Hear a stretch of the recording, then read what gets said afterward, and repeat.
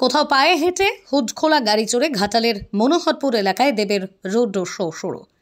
ঘাটাল ব্লকের মনোহরপুর 2 গ্রাম পঞ্চায়েতের গোপমহল সুরোত্তর বার প্রাথমিক স্কুল সংলগ্ন এলাকা থেকে হুডখোলা গাড়ি চড়ে রোড শো। আবার কোথাও গাড়ি থেকে নেমে পায়ে হেঁটে নির্বাচনী প্রচারে ঘাটাল লোকসভা কেন্দ্রের তৃণমূল অভিনেত্রী প্রার্থী দেব। গোপমহল থেকে মনোহরপুর বাজারে এসে এক আখের রস বিক্রেতার কাছ থেকে আখের রস কিনে গলা ভেজান অভিনেতা দেব। এরপরই দাসপুর 2 নম্বর ব্লকের রামনগর এলাকায় পথসভা করেন দেব।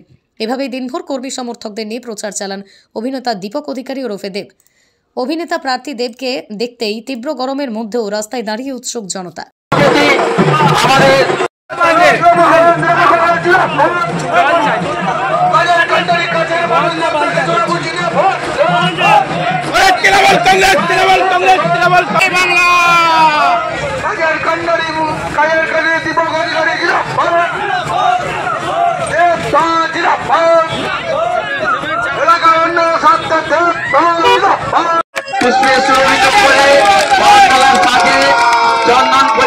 মৌসুমী ঘাটি মহোদয় তিনি বরণ করে নিচ্ছেন।